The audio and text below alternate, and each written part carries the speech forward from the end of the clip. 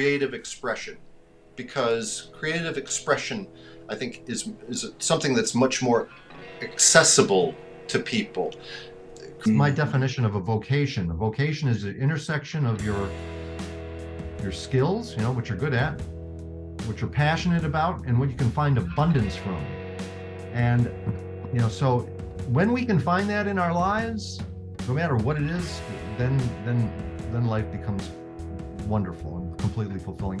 I'm curious, I get to lean into the community aspect. Could you maybe talk a little bit about that in your discovery of this pursuit of finding your creative endeavors? You think about creative expression and that it's just one-dimensional and that it's just you. And there is value to that. So creative expression comes in so many different forms, and it can come in the form of simply how you organize your living space and what it is that you bring into your living space that is a part of you.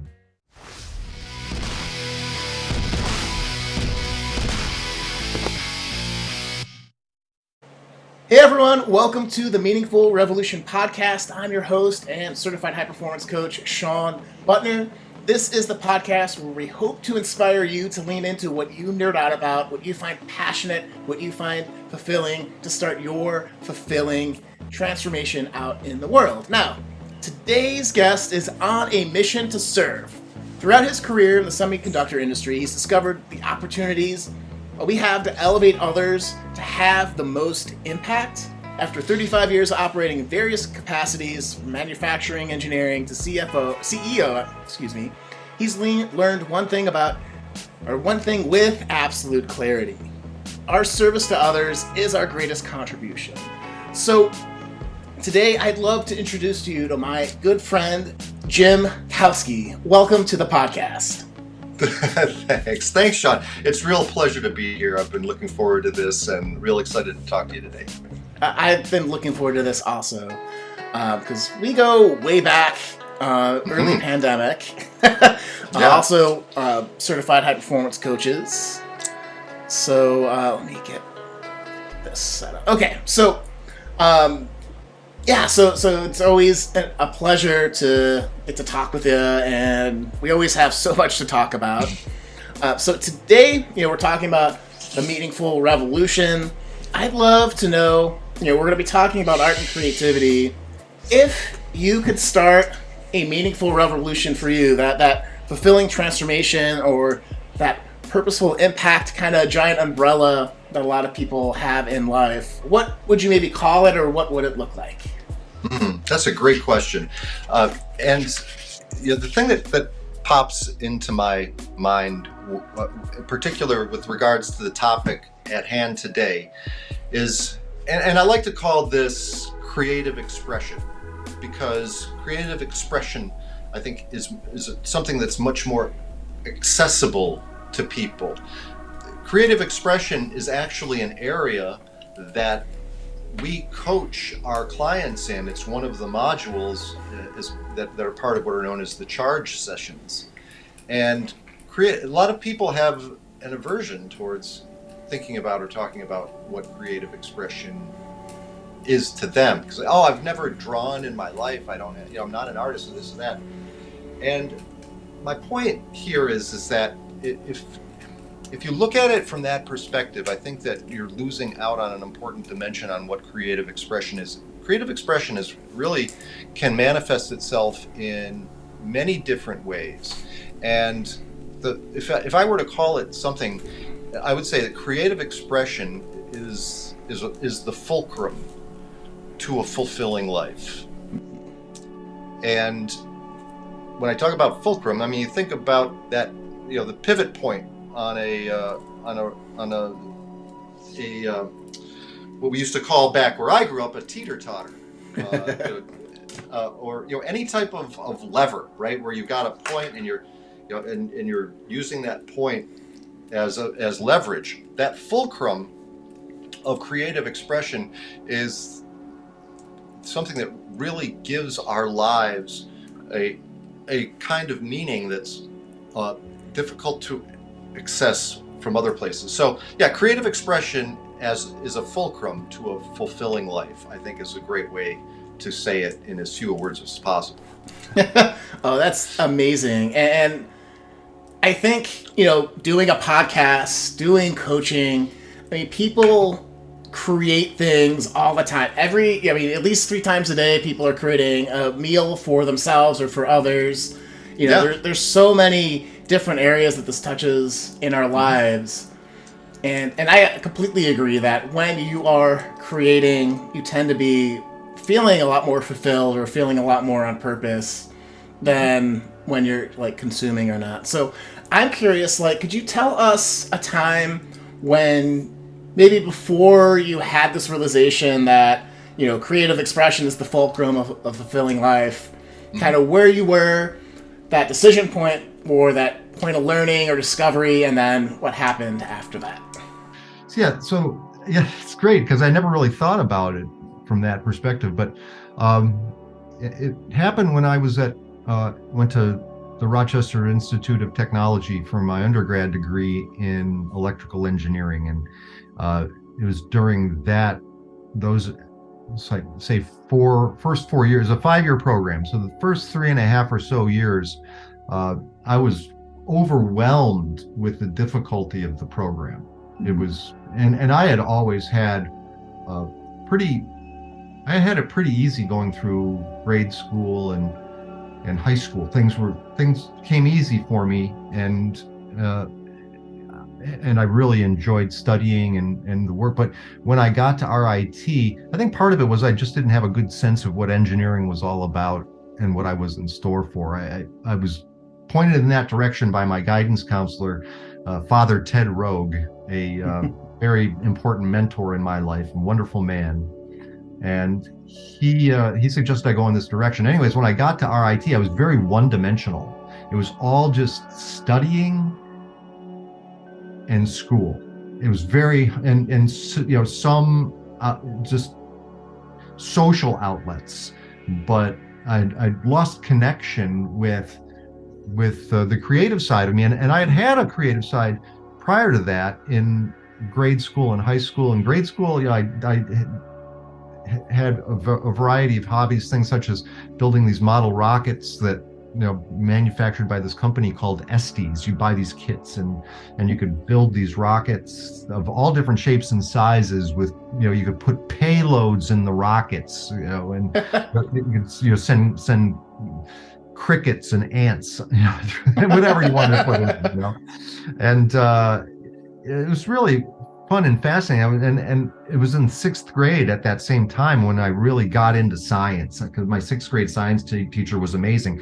And now that I think back of it, Mr. Kirst, who I'm still in touch with to this day, Mr. Kirst was a bit of a Renaissance man. He was a fine artist, but he was also, and he was a teacher, and he was a scientist, fascinating, wonderful man.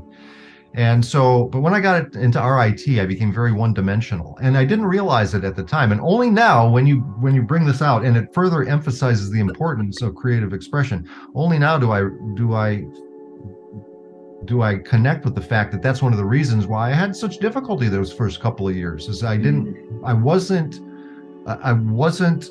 fulfilled. I didn't have a complete life because I was outside of those. So then when I left RIT, one of the first things I did after moving to Cambridge, Massachusetts, one of the first things I did was I enrolled in a class at the Cambridge Center for Adult Education on furniture making.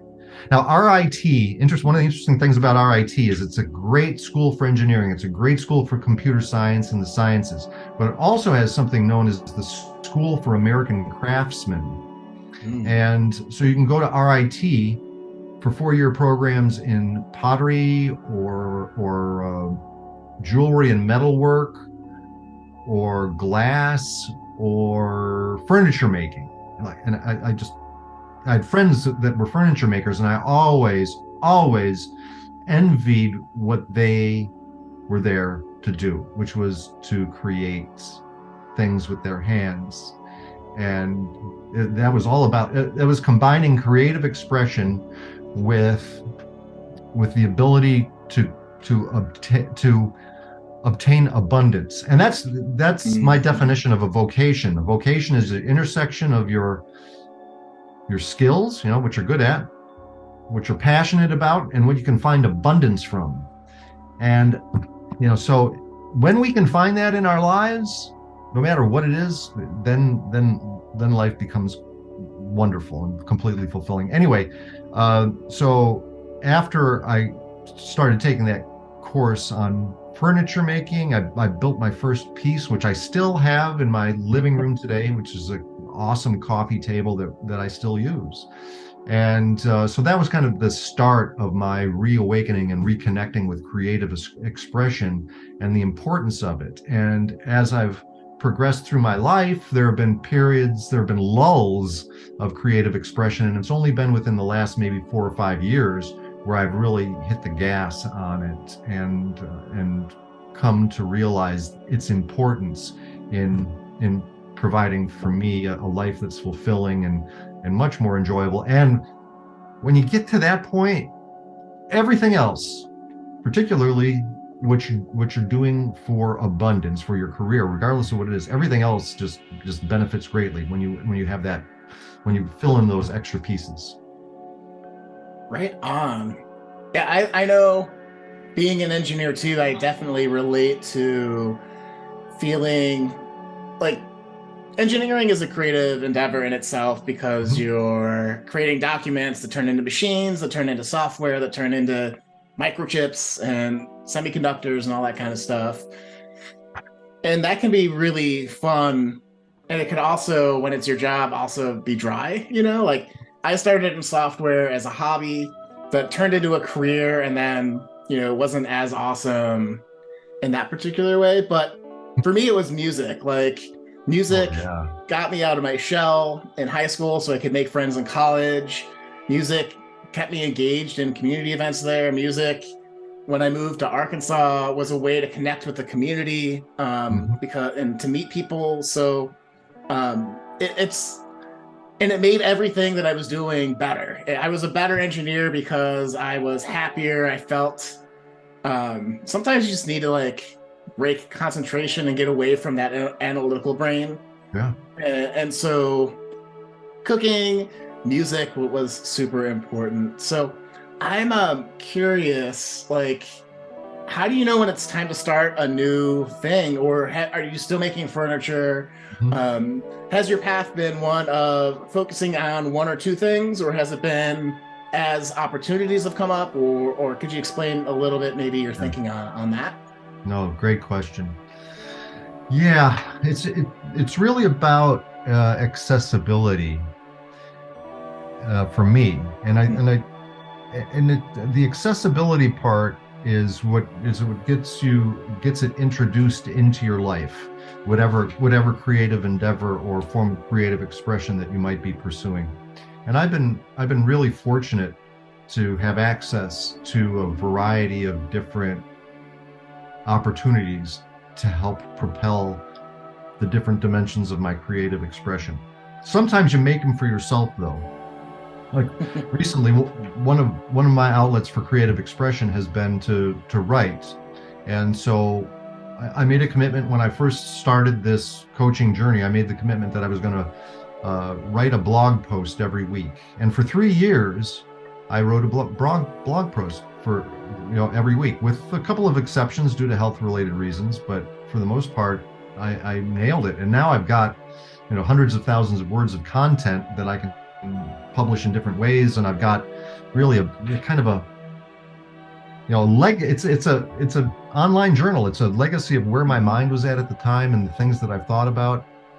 But it was an opportunity for me to express who I was, what my philosophies and beliefs were. And that was something that I just created. I didn't need anything to get that started. So there are those types of things. There's the furniture making thing, which a lot of times, you don't have a workshop at your disposal. I mean, when I was in Cambridge, we were living in a small, tiny little apartment. It was a tiny bedroom, one open floor plan, a tiny little bathroom, and that was it. It probably 800 square feet, just teeny postage stamp size. But we were living in Cambridge, halfway between Central Square and Harvard Square. 10-minute walk from Harvard University, and it was great. But having access to that workshop and the expertise in it, that was the thing that moved me in that direction. And I've sought out and recognized those opportunities throughout my life. Some of them have been serendipitous. Some have been things that I just went out and looked for. My opportunities in music came from one of my best friends, Vic Quattrini. And Vic and I are fishing buddies. And Vic started playing the guitar, and he said, hey, Jimbo, I know you play the guitar, and I've started in with this Tuesday night workshop with this guy, E.J. Willett. And why don't you come and join me one Tuesday night? I think it'd be a lot of fun. And I said, all right. So I went there, and it was maybe 20 people sitting in a circle, and EJ and they all had guitars, and EJ would teach the group something, and we'd all try to emulate it. And after the session, EJ pulled me aside and said, yeah, you're probably a little bit more advanced for this. Why don't you come to my Thursday night session where we actually work on song arrangements? And I'm like, ooh, that sounds exciting. Let's do that. Because, the thing about playing music, it's fun to develop and do it on your own, but music is a kind of communication. And when you can communicate with other musicians through the music while playing your different instruments, there's magic there. And I think it was Phil Lesh from the bass player of the Grateful Dead who said this recently. I saw this in an interview. He said, yeah, when we play music, we're tapping into a higher cosmic level of consciousness. And it's not that we're good or bad musicians. We're tapping into this consciousness and drawing it down and giving other people access to it. And we get access to it all at the same time and experience it at the same time. So that kind of communal experience, you can't beat it. And that's why the creative expression dynamic of playing music with groups is just so powerful. So I'd love to add to that right there, sure. Because I can't agree with that even more. Like, that's such an important point where, and I think there's a metaphor for life where a lot of times there's a magic working with people towards a common goal. But, some of my favorite times playing music, there's a lot of personal growth that came from it, but there are times with some folk singers from Arkansas sitting around a campfire when I lived there that are some of my most favorite and magical moments, because you do feel the sense of connection and community, or the presence of a higher power even. It's very, it caught me off guard the first time I experienced it, and I'm like, oh, more of this please. That's right. More of this, and maybe this all the time. I wouldn't mind. Yeah. No, so, it's so true. It's so true. It's spot on, Sean. And what ended up happening was this. EJ invited me to the Thursday night sessions. We sat around. We started arranging songs. I remember the first song that I brought to this group, a simple little 2-chord song called Iko Iko, which is first recorded by the Dixie Cups. It's a New Orleans Mardi Gras parade song, and it's very, very real simple. It's kind of has a Bo Diddley beat to it, but really it's just a very infectious little tune. And so I introduced that, and we go around the horn. Everybody would introduce. After doing it for a few months, I said, we should perform somewhere. And I think we're that good. This little, yeah, all right, fine. We've got 5 guitars, but we can figure that out later. And so this is when I was 40 years old. This is 22 years ago. It was just my birthday a few days ago. And it makes me realize. Happy birthday. Happy birthday. Thanks. Thank you.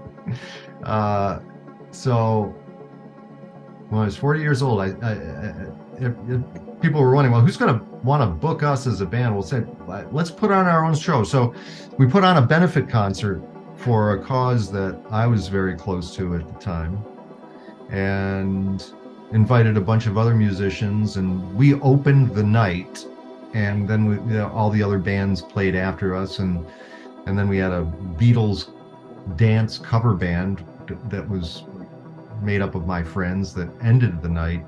It's just this glorious, wonderful night of celebration and music, and it was my foray into live performance, which I still participate in to this day. I mean, last Friday night, there's a local restaurant that sadly they decided to close their doors, and we had just started playing gigs there once a month.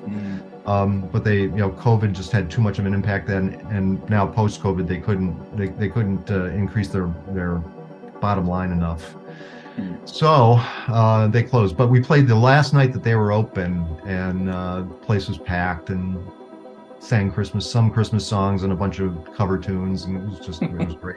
So to this day, that's a side of my creative life that still exists.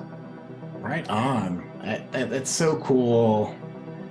And something I've heard, having a couple other folks on a podcast to talk about creating art, like writers or getting into whatever type of weird crafting or whatever, there's this weird sense of humans wanting to show, hey, I created this.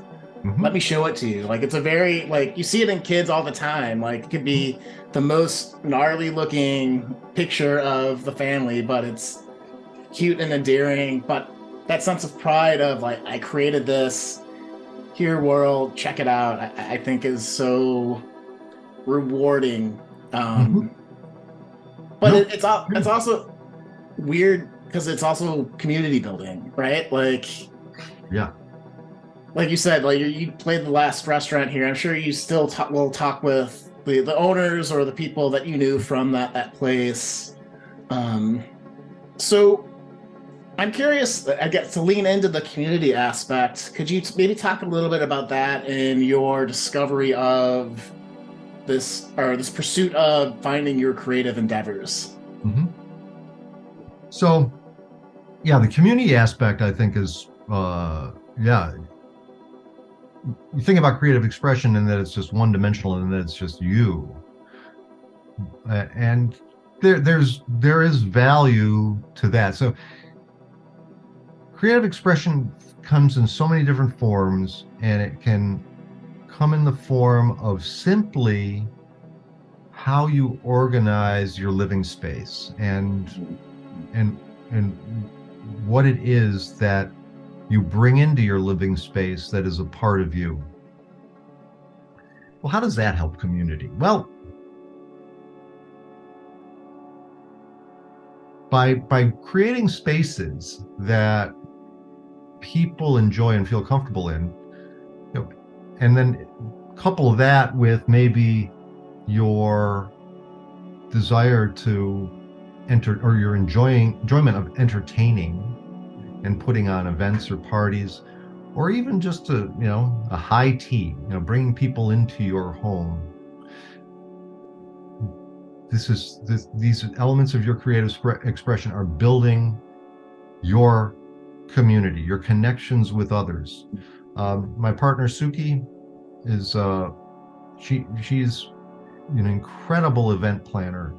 She can pull off parties in our home that are incredibly complicated with huge menus, and she pays attention to every detail in our home in preparation for this event. So when you're involved in something that is vocational in nature, that really connects with your skills, your passions, and can bring you abundance, and that abundance can be monetary, or abundance can be in the form of friends and community coming into your life. When you connect with those types of things, you think about them all the time. You obsess over them, and when you get into those modes of thinking and obsession, then you really can connect to the psychological flow states that people call it the zone, whatever you want. But Yeah. as researched by Mihai Csikszentmihalyi, when we get into those states of flow, those autotelic experiences where we enjoy doing what we're doing simply for the act of doing it. When you can make your experience a flow experience, then it, the way that it makes you feel and your output, you'll get connected in a way that elevates both of them. Anyway, so getting back to that whole idea about community. Yeah, so creative expression, I think in all dimensions and all forms it's a kind of community building. It's a kind of service to others in providing them with your insight, your thoughts, your belief, your sense of style, your art, your philosophy, your words, all these different dimensions tend to bring us all together because different things generate discussion, they generate interest, they generate a sense of wanting to share. Even something as silly as getting together with my buddies to tie trout flies. Sitting around a table drinking whiskey, tying flies, getting ready to go fishing. Some things you just can't beat, that in terms of their value to how they fulfill your life. And I think you nail it, John. It's about community for sure, my man. That's great.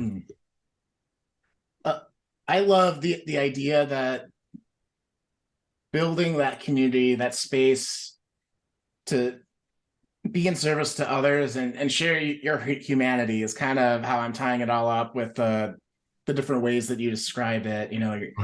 Your values, your philosophy, your sense of style, your personality. I think is a super cool way to think about creative endeavors, right? Because yeah, like sometimes you create things because it feels good. Sometimes you create it for other people. I think when you can merge all of that together and then create a space that's welcoming and promotes that, I think there is a certain sense of magic to that, just to kind of sum that up as I'm processing it and trying to take notes. So no, it's true. Yeah. And it can be on a grand level, like that benefit that I put on, or it can be on a much more intimate level. But it's all about sharing, and sometimes we have to overcome our fear of rejection. That all right, I'm going to do this because I like doing it, but I'm going to withhold it and not show it to anybody because I have a fear that I'm going to lose my sense of pride because I'll feel ashamed at my output. And so some people go through life like that, and that in and of itself is a shame. Because the fact is that while other people's opinions shouldn't matter, what you present and how people react to it ultimately changes where you might go with it and where you might take it. But it also offers the opportunity to really deeply connect with people. One of the things that I've done in recent years, and this is getting back to the community side of it. One of the things that I've done in recent years that from a creative standpoint is something that I can look back on as really a culmination of confluence of many different things to bring this one piece of art to be. And that was my son and my daughter, and at the time my future son-in-law, Claire and Dylan, were planning on getting married. And so I wanted to, what do you buy your kid for their wedding? Do you just give them cash? No, I wanted something. And so two good friends of mine, David and Michelle Bear, live in Manchester, Mass. And Michelle is a stained glass artist. And whenever I would go over to their home, I was just blown away by both the volume of work of stained glass that she had around their home, but also just the beauty and the I mean, I've always loved stained glass. I've always looked at it in awe when I've visited churches throughout the world. If you ever go to Barcelona,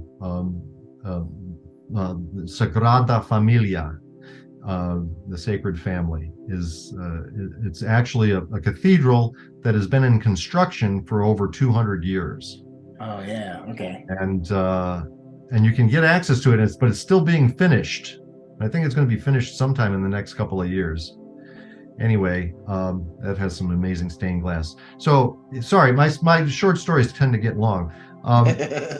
So I thought, I think maybe stained glass. So I had an ambitious project. This was January. They were getting married in June. I had a concept where I wanted to create four plates about yay big of stained glass. Each one represented something different. One piece of stained glass would be representative of my daughter. Another piece would be representative of where they met on Cape Ann, in here north of Boston. Another one would represent Dylan, and then the fourth side would represent where they live now, on Cloudland Road in Woodstock, Vermont. And so for Claire, I created a fiddle because she plays violin. Dylan, I created a guitar. He plays guitar. And then I created an ocean scene, and then I created a pastoral scene in the mountains or in the hills outside Woodstock. And so these are stylized, simple, not too complicated, but stained glass being what it is, they looked great. But I had to figure out what I was going to do with these four plates. I just didn't want to give them four pieces of stained glass. So I enlisted the help of my son, who he himself has become a very adept woodworker, and he has a CNC router that allows him to make high precision products using mostly Baltic birch plywood. Anyways, he created a wooden lantern, and the stained glass each plate occupies one side of the lantern, and he put a light bulb inside, and it turned out to just be this incredible piece of art that my son and I collaborated on as a gift to my daughter and my son-in-law. And so it's just connecting me with him, with them, and with the workshop with David and Michelle, and Michelle's friend Kai, who runs Shard's stained glass shop in Peabody, Massachusetts. I spent time with Kai, and they all thought that I was crazy, that I'm never going to get this done. But when you have performance necessity being what it is, this particular project, it connected with my identity, it connected with my obsession in wood and stained glass, it connected with my sense of social duty to provide something that may have a legacy, and it aligned with urgency because I had a deadline. So it's one of those things. When you hit all four of the four horsemen of performance necessity, and you've got all of them flying, you cannot fail at whatever it is that you're doing. That's the lesson of this particular thing. But anyway, so yeah, that it turned out to be a wonderful, wonderful project. It's getting a little bit dark here, and I don't have very good lighting, but I can make some adjustments if I start to get too dark for you. You just let me know. Okay. Yeah. So far, it's fine. Like I said, it's a podcast, so most people will be hearing your voice. Yeah. Sounds good. Let me just open the shade over here. That'll just shed a little bit of light on it. Okay. A little bit extra light. There we go. There you are. I see you now. Awesome. So on that topic, I love the idea of this ambitious project, learning something new, really connecting to it personally and socially, doing it in service for others. Is that a formula you use often? Is that just how that happened to or come about for that particular project and situation? Are there other areas in your life, I guess, where you tend to try to engage this performance necessity idea? No, and that, and I didn't really think about it until today. Yeah. Yes. And performance necessity is front of mind because I was actually coaching a client on this today. I think if I look back to all of these, particularly the major projects, but also my entree into them, it is multidimensional and really appeals to a broad range of elements that define performance necessity. So I recently took up printmaking, which is a form of fine art, which I'd never done. I mean, stained glass, I guess, but, and I'm not I don't draw. I can't draw worth a lick, but I think I have a sense of what I like graphically. Mm-hmm. And so I can pull together pieces and cobble them together to make something that's unique and my own. And but when I started printmaking, I had the vision of, all right, this is going to be my Christmas gift for this year. And it was. When I started acting, it connected with my identity because of the particular piece that we were working on was really cool and historical and unique. I learned, because of the team nature of theater, you tend to obsess over it because you're part of a team, and you want the team to succeed, and you also want it to succeed. So, I obsessed over it. I studied my lines religiously. There's definitely a social duty associated with that because of what you're bringing to the community, and there's obviously a sense of urgency. You got opening night, so you better make sure you're ready to go, or things, the wheels are going to fall off the cart pretty fast. So yeah, I think yeah. I mean, if you can connect with performance necessity and in those four dimensions with whatever creative endeavor you're pursuing, first of all, you're going to put your best foot forward and deliver the best you can. And sometimes it's just a matter of identifying with those things and connecting with them. And the more you think about what it is that you're doing, the more you'll be able to connect with those four dimensions. That classic video on YouTube by Earl Nightingale called "The World's Strangest Secret." Have you ever seen that? I haven't. Yeah, worth 25 minutes of your time. It was a recording that Earl Nightingale made in the 1950s, and at the time, it was the highest selling spoken word long playing record, LP. Okay. And he talks about the strangest secret, and it's timeless. It's really just about the people that are the most successful are the ones that think about pursuing a worthy endeavor, taking specific focused action in the pursuit of a worthy endeavor is his definition of success. And a lot of times that's just, it's on your mind, you're obsessing, you're thinking about it. And so that becomes the ability to actually put out stuff that you're really proud of. has a lot to do with being able to connect to that dimension. And and as we've touched upon, I mean, creative expression comes in many forms. Creative expression comes in the way that you converse with people. What kind of energy you bring to the conversation, what kind of animation, what kind of vocal inflection do you employ, the kind of drama that you might engage in when you're speaking with someone.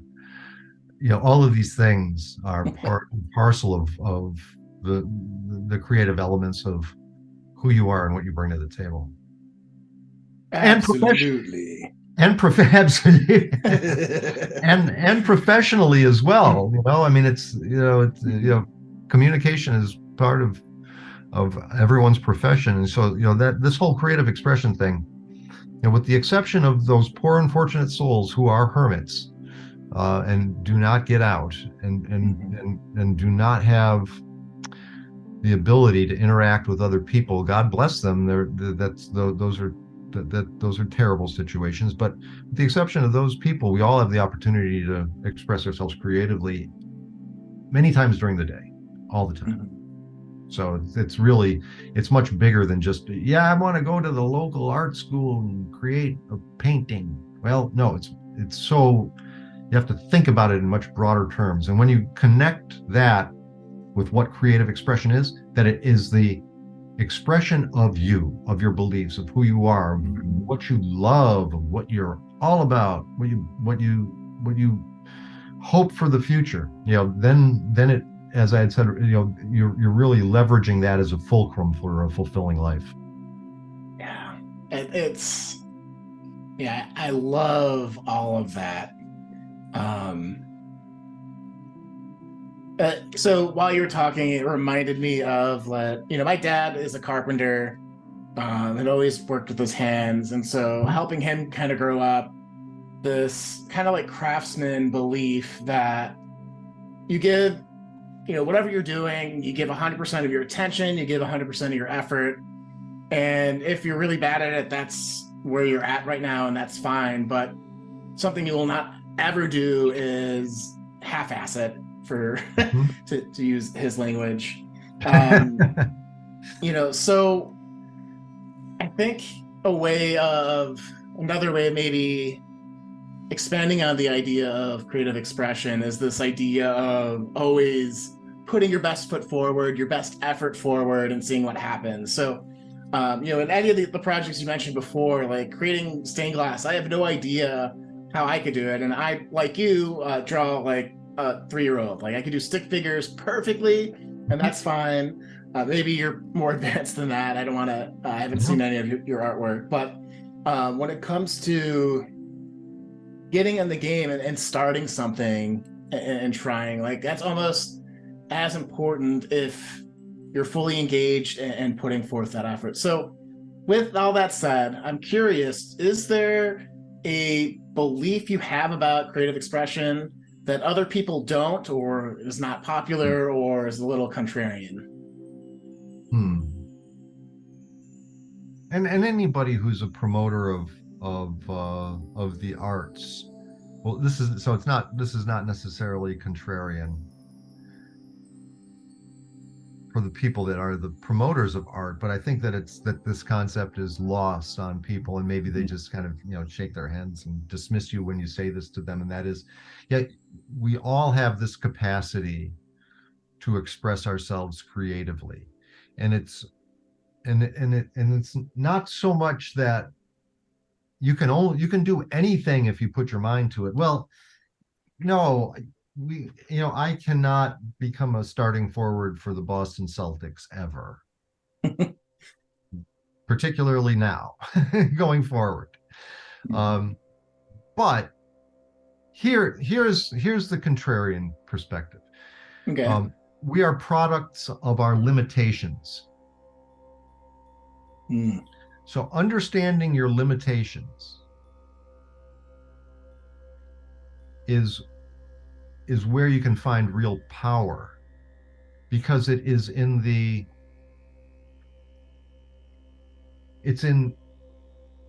how what you do to get around the limitation, the fact that you're striving to get around the limitation, and what you create as a result of taking that different path to get to the end point, that's where you can find real magic. It's not the only place where you can find magic, but it's the place where you can find real magic, right? So I'll show you. I'm just gonna to slide over here. I just want to show you something real quick. Okay. Cool. If I can just bounce off camera, I'll keep talking so that you know I'm still here. But so a product. Here's an interesting. This is a product of a limitation, and the limitation is that I had a frame design for a stained glass piece that I was giving as a gift to my children, and I failed in terms of the design of the frame. It doesn't look like I failed, but trust me, it's a failure in terms of its integrity and the type of wood that I used. So I had this failure. I said, well, what can I do with, this is still a triangle. What can I do with this? And I took some scrap glass that was just going to get discarded, and then I just I did this, right? It's got holes. Oh, cool. Yeah. It's not a proper piece of stained glass, but it's something that I created that is kind of cool. And this never would have happened if without my imperfection of designing and creating a frame the first time through, right? I ended up figuring out what I was doing wrong, and I came up with a better design for that triangle. But in the end, I came up with something that I never would have discovered, and because I kind of embraced the limitations. Here's a great story of a musician who is one of my idols, and this guy, his name's.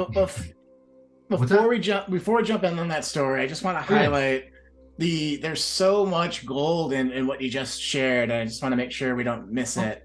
That I think in life there's so many times where we think we didn't get it right, we failed, and to be able to identify that as like, oh, I just learned something.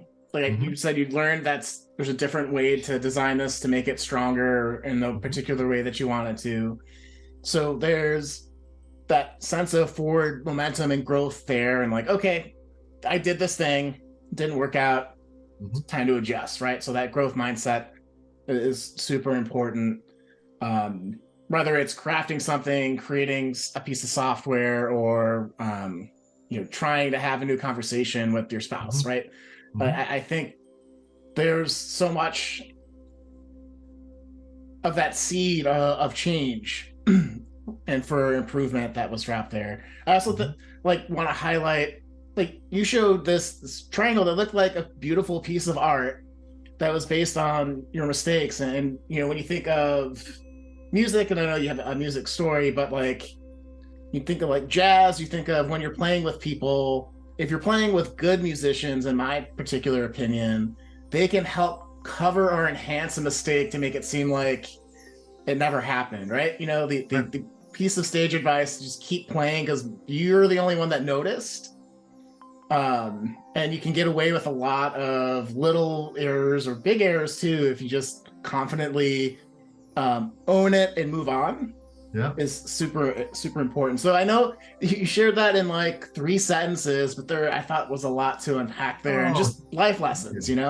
Thank you. That I love that. It's funny. If when playing music, if you make a mistake once, it's called a clam. If you make a mistake a second time, it's called jazz. That's a funny music joke. Which it is a funny music. So just 2 little side stories. So I've been convalescing from an injury and watching some. I love film noir. Old black and white TV shows from the late 50s, early 60s. I've been getting into, like Alfred Hitchcock and Perry Mason, The Twilight Zone, and I discovered one called Peter Gunn, Gunn, Peter Gunn. Have you ever heard of that? I have not.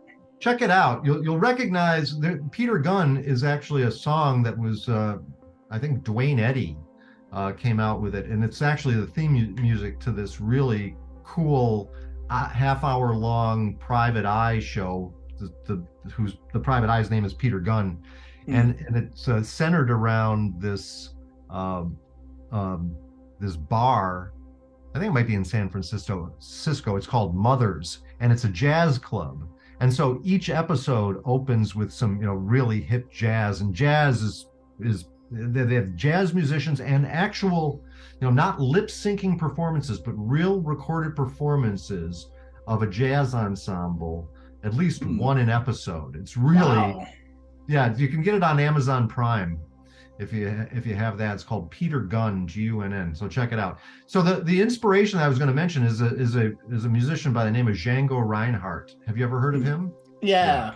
Yeah. So Django, when he was 18, I believe, he's a proper gypsy, right? So he lived in a caravan in France, and he was a musician at the time, but their caravan, I don't know if it's a caravan or just his tent, but he was badly burned in a fire, and it was his fingering hand, the hand where he fingers on the fretboard of the guitar, and so his pinky and his ring finger were badly burned. Couldn't use these anymore. Oh no.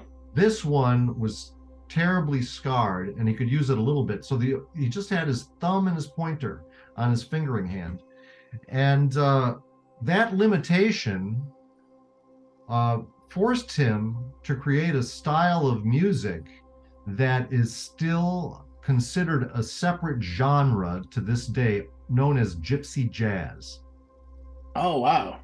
And there are a number of bands that employ gypsy jazz. A contemporary band based out of Paris, who I've seen several times, their name is Caravan Palace. And all of their videos are really cool. Their live performances are amazing. But if you listen to some Django Reinhardt, live recorded Django Reinhardt, it's you can tell it was recorded in the 40s. It's like it's got that audio patina that you can only get from old recording equipment. But you listen to that style, and then if you listen to a little bit of Caravan Palace, you'll say, oh yeah, gypsy jazz, I dig it. It's anyway, so he's one of my favorite musical heroes that shows the power of overcoming your limitations, that it can actually bring you something beautiful and unique and new and amazing that is totally you. It's you. So I think that everyone is can certainly lean into that, and not only lean into it and create something amazing, but also not allowed to discourage you. Recognize that in the overcoming of those shortcomings, you do something for your whole self that goes well beyond just the art.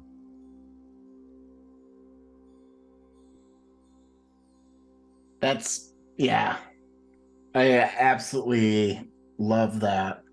There's a confidence to it. There's a confidence into, no matter what life throws at me, I can find the resources, you can problem solve around anything. So you become unstoppable in a way. You become unstoppable. Yeah. Yeah. That's a great way to put it, dude. I love it. Heck yeah. So I'm curious now,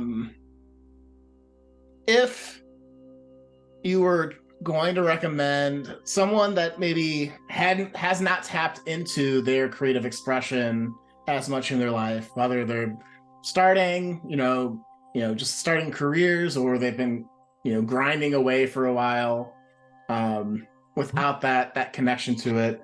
Do you have like 2 or 3 suggestions or pieces of advice for them to get started? Yeah. So, I,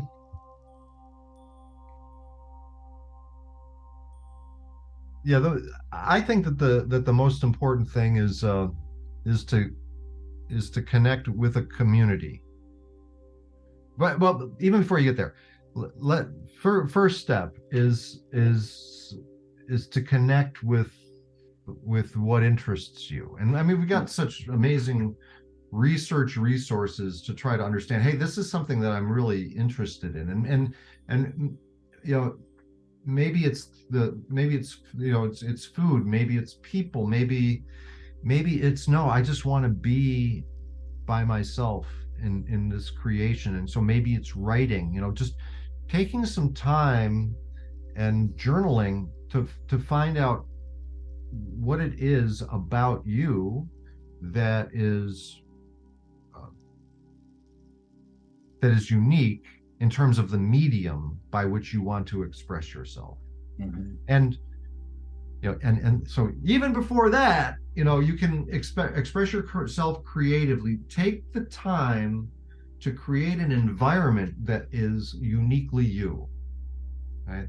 A lot of people forget, just blow right past that. But that's the first thing that is accessible to everybody as soon as they,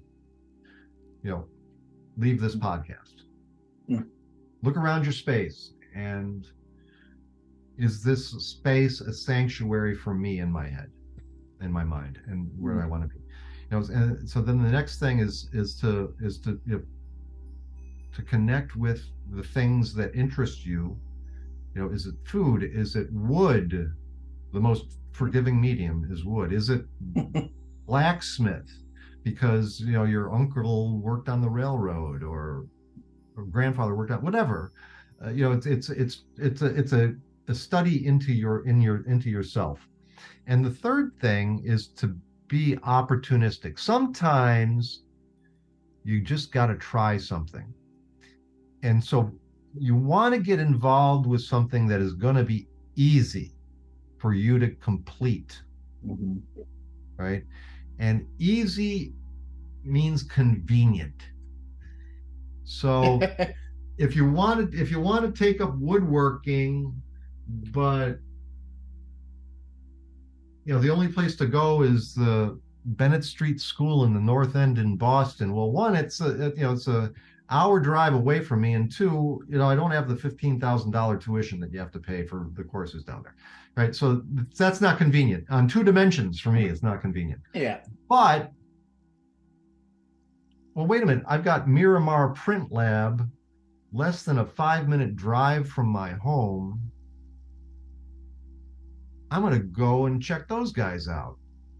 And because it's convenient and it's accessible and it's in your community too. So you make the connection with your community when you, so that would, I guess, be the third thing, is to stand on the shoulders of others. Don't try to reinvent the wheel. That's I'd say 85% of the time that's not a good strategy. The other 15%, possibly those are prodigies, people who were completely designed to be a violin player. And that's the only thing that they're going to do for the rest of their lives.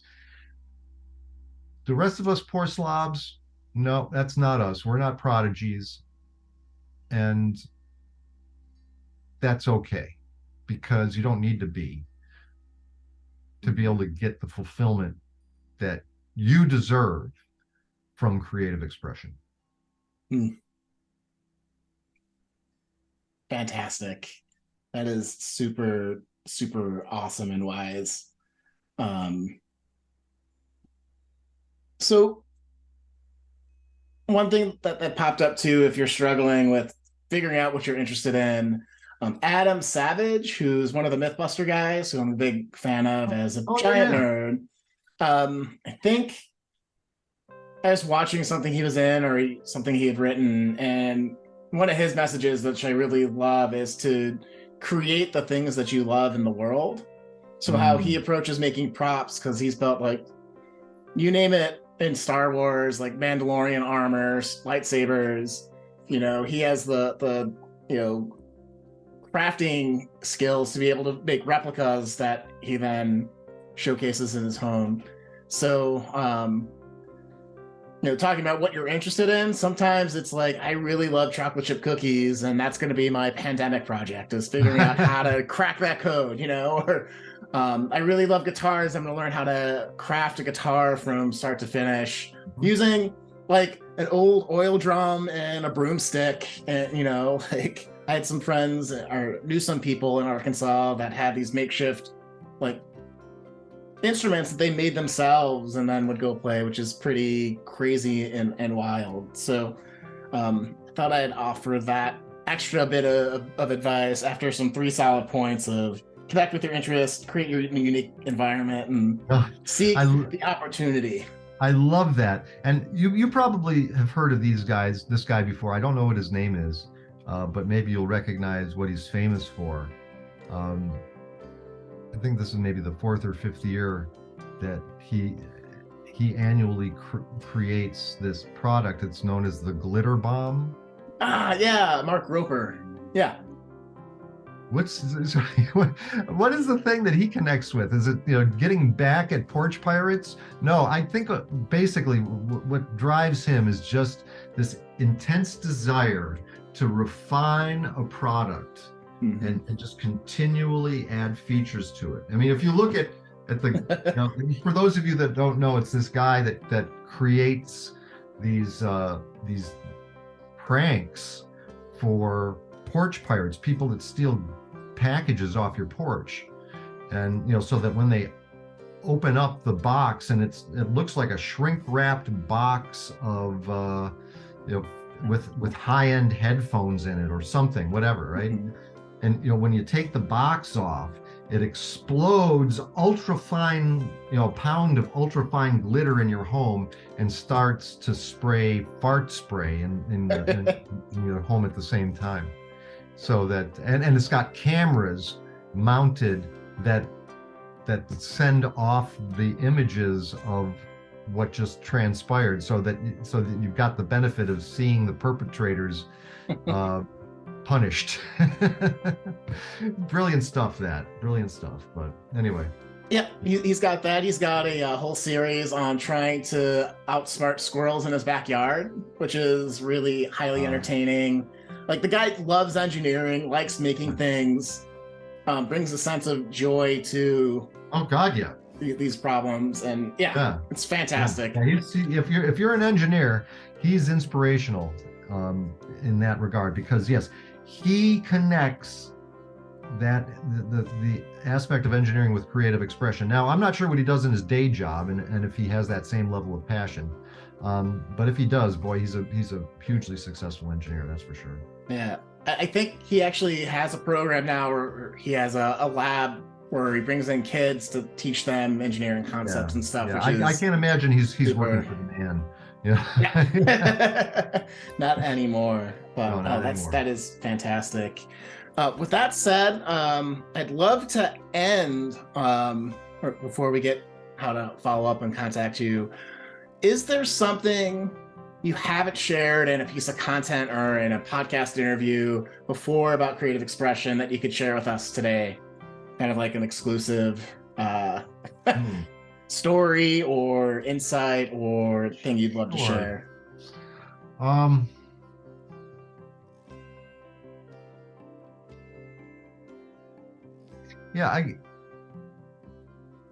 The thing that I'd like to leave everybody with, that I've never really said this. I've said a few things out loud that I haven't said before today. So you've got, I'm awesome. Excited to go back through this and pull those out, because this conversation helps you to unearth new perspectives and things. And so I find this type of interaction really beneficial. This form of creative expression, what we've created today. But I think the thing is that no matter who you are, creative expression is accessible to the same level that it is accessible to the world's greatest artists. And I guess with the exception of those people that absolutely obsess over one thing or one thing only. But no, that's not my point. My point is that what they have created and what you create, that it's no less valuable to you or your community. So if I can impart upon that concept upon people, that that that what they're capable of is far beyond what they currently imagine, and that living beyond those expectations and living outside of your comfort zone of what you think is possible, and that's where the real action's at. It's you and I learned this the last time we were together at the coaching summit, that unless it's a good thing to have imposter syndrome. If you don't have imposter syndrome, there's something wrong. Having imposter syndrome is important and healthy, because it means you're living outside of your comfort zone. You're doing something that you've never done before. And that's a real exciting place to be when you put it in the proper perspective. So yeah, hopefully that works. That's the first thing that comes to mind without spending too much time on it. No, that's beautiful. It's a great way to round out this fantastic hour of the podcast. So Jim, before we sign off, what is the best way for folks to follow up, to follow up with you, get involved in your world? Absolutely. Well, so if you go to www.higher-arc.com, that's higher-arc.com, you can join my community, where we publish content regularly. We have programs, we have webinars. We're going to be going live webinars on a bi-weekly basis in January. And so, these are going to be, relatively short programs, 30 minutes to an hour. We'll see how that transpires, but those are going to be coming up. And you can connect with me and my community and maybe participate in some of the programs that I offer. So that's the best way. And my email is james.kawski, KAWSKI at higher, HIGHER-ARC.com. And you can find me that way. I'm also on LinkedIn. I'm the only James Kawski out there. So, well, that's awesome. I will have all those links down in the show notes. So if you didn't catch that while he was talking through, I got you covered. Awesome.